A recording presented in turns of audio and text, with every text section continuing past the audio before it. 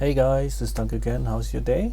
Well, mine is pretty cool because once again I'm coming up with a Greater Rift spec for medium levels, and this time this is about the Marauder setup and Greater Rift level 70 and above. The thing is, you might be wondering why am I doing these, but I'm doing this because we all need to have some lower level gems to be upgraded to something like level 70 or even higher if possible. And to all of us it happens that we only can play solo, and of course the fastest way to level gems in any level from whatever 0 to infinity is the fastest way is to do it in a team run. But sometimes you have to play solo, like when your kids are having bad nights and so on. And yeah, this is one of the ways of a demon hunter to do level 70 plus runs solo in 5 minutes and less. With this spec I average below 5 minutes in level 70, and I average a little bit above 8 minutes on level 75, and I only have, I think, 2 items with good augments. And here you see already what is going on. This is a chakram spec. You see sentries. This is Marauder spec with chakrams, and with dampening field it just looks hilarious. I really like that scene. Alright, but what it's all about. We all know the Marauder setup, we all know that the sentries are firing the spenders that we use, but so far I haven't seen anyone really going to some degree on the chakram spec, because everyone is just hooked onto the cluster arrow and thinks, yeah, cluster arrow, that's cool, that's the strongest skill we have. Yeah, of course it is. Damage wise, in a single impact it's the strongest skill, but only if you add the rockets, because if you do the math correctly, every single chakram here deals like 1300% weapon damage at full hatred, and the initial impact of cluster arrow stays at 1100 with the buffs. So this is actually dealing more damage in the AoE situation than the cluster arrow can possibly do. However, the cluster arrow is stronger in the single target aspect, but this is just the one-to-one comparison, and there are some pros to that spec that you must never ever ignore. And one of them is you can permaspam chakrams. You can really permaspam them without taking care of any resources that you have. It doesn't matter, you have so much power on that and you can spam it. That means that you can also gear for attack speed and something like that. And yeah, that was the Rift Guardian. That was a run in a very short time, and this is the final result of that run. See, level 70 in 4 minutes. Of course, this spec cannot compete with the Shimizu Legacy of Nightmare spec for high greater rifting, but it is definitely viable for G80 plus, even without maximum augment. Granted, my Paragon level is not that low, but 1800 is not that high, as high as you would think. Very high Paragon guys have 3000 plus, and I don't have the time for that. But whatever. Let's go to the spec at hand. You can see it's a full Marauder set, 6 pieces. You can also see I have Dawn in my hand. But let's go to the specifics. I start with Dawn. This is actually a weapon with an augment of a level 90 gem. Because I used this in the Legacy of Nightmare spec and found a better one already. You want to have the cooldown reduction here above 60%, I would say, because for that spec you don't lose damage, no, you don't lose toughness when you drop off Vengeance, because this doesn't add the Dark Heart rune, and so you only lose resources a bit and damage, but this is easy to compensate for that. It doesn't matter that much. So 60 plus, that's what you want, because the effect of that is really strong. The rolls here, I would prefer actually to have damage range maximum plus % damage 10 and 7% increased attack speed, because you have seen in the gameplay part before that that I was able to permaspam chakrams and my resources basically never went down, and we have 3 ways to regain resources actually. So this will not be an issue at all. You can go full out on attack speed and maximize your sheet DPS, because in this case sheet DPS will be directly translated into real DPS, because you have no limitations on resources. Even though there is no quiver for making chakrams, a hatred generator. Okay, the offhand, of course, is a Bombardiers. I don't have a good ancient one. This one here is decent. I could roll elite damage instead of vitality, but I didn't do it so far. There are many options. You can also go with, for example, with area damage. That would be also very nice. Having discipline there is pretty nice to have good mobility, but it's not mandatory, of course. So the rings are focus and restraint. I have cooldown and crit on this one, and here I have crit at attack speed. So yeah, this is pretty strong.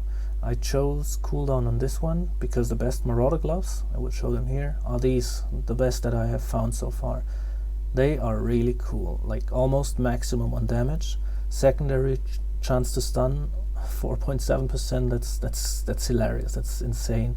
The only thing I'm missing here is the secondary resist. Could be fire resist for surviving mortars better, or arcane or whatever, but it is as it is. It's a very strong one.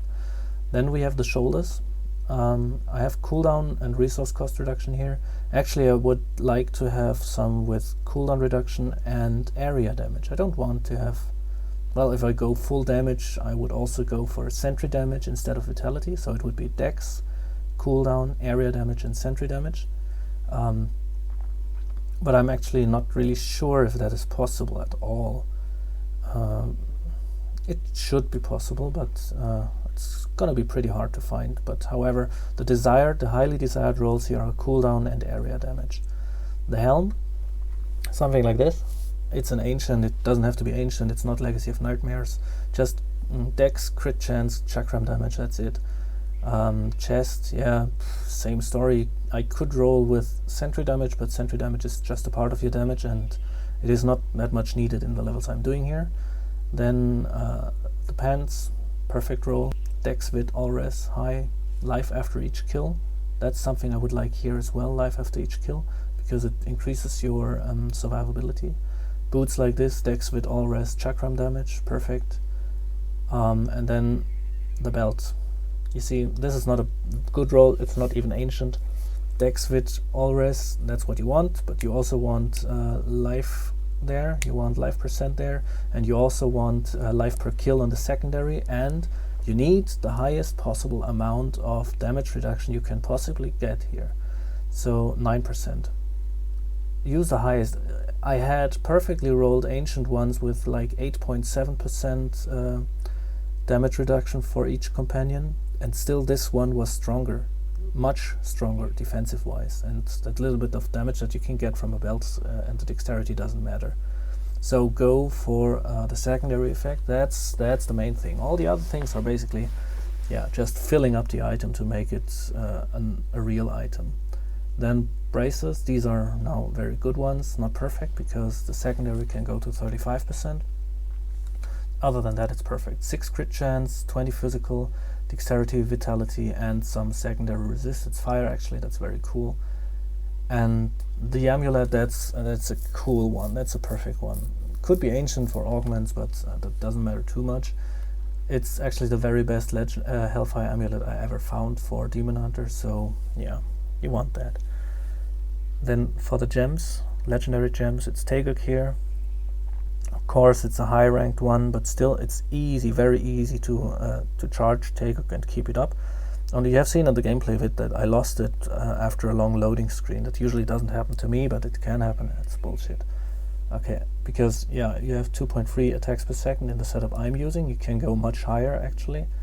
If you don't have toughness issues, you might actually go for more attack speed. Like could roll a ring with attack speed as well, and then use Go-Go of swiftness instead of Taeguk here. That would be an option as well.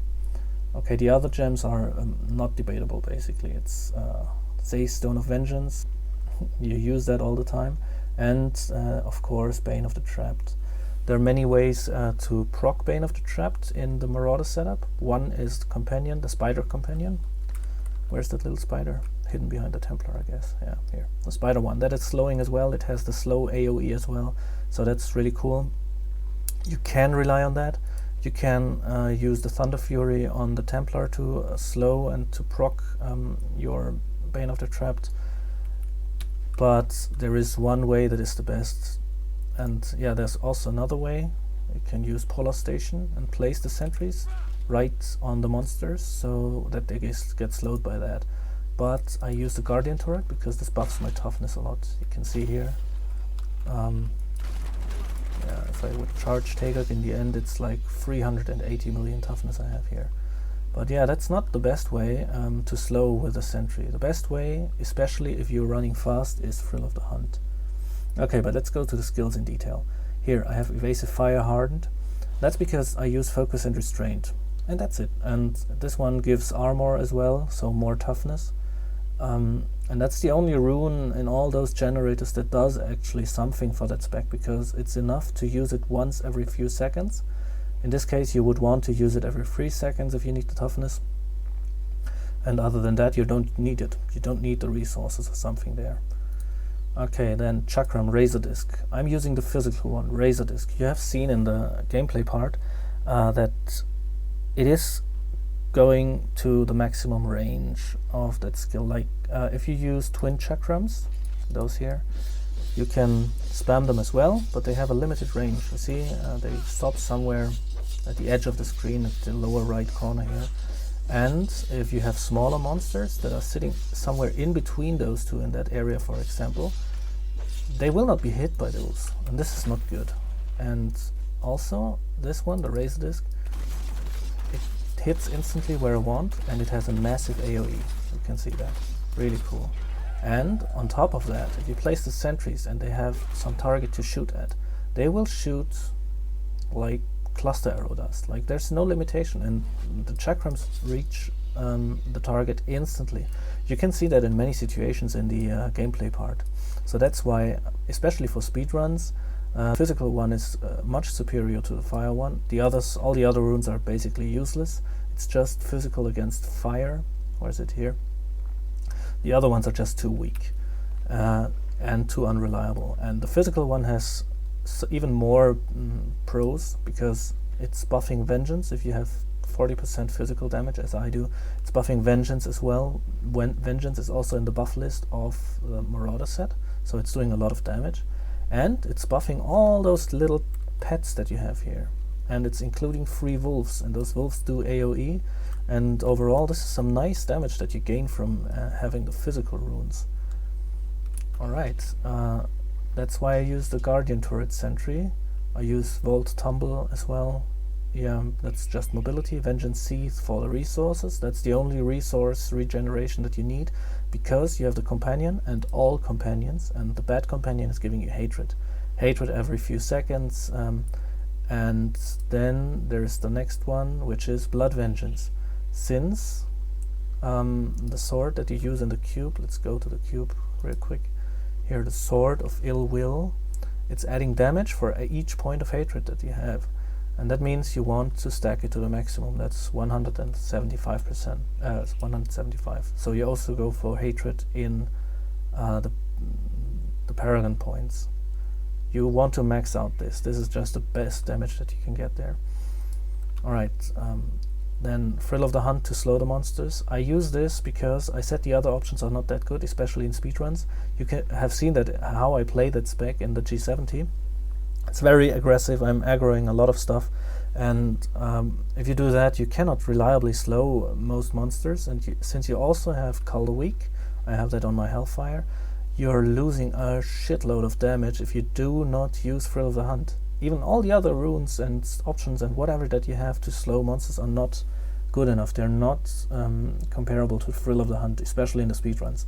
If you want to push for the maximum, it might be best to not use it and use something like awareness. Of course, you want that. Or, yeah, I don't know, if you can survive good enough and don't need awareness, you can also go with Steady Aim. That's a decent damage buff on chakrams, because you don't have a lot of skill damage bonus on chakrams. But you could also use Single Out to increase the single target damage. You could go for Ambush, for example. These are the options here.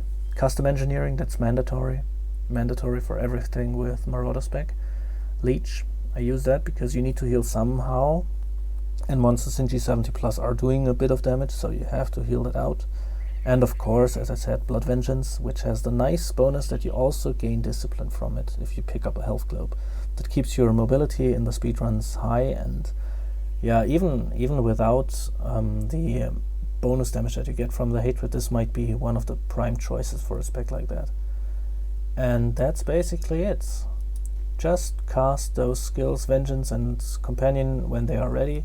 That's the easygoing, and if you want to maximize your damage, you just cast the Wolf Companion, or Companion at all, when the Convention of Elements is up, the buff, physical buff, and then you're doing the maximum damage. Okay, continue in the cube. You have seen the Sword of Ill Will. There's the Cloak of Garwolf, of course, and Convention of Elements.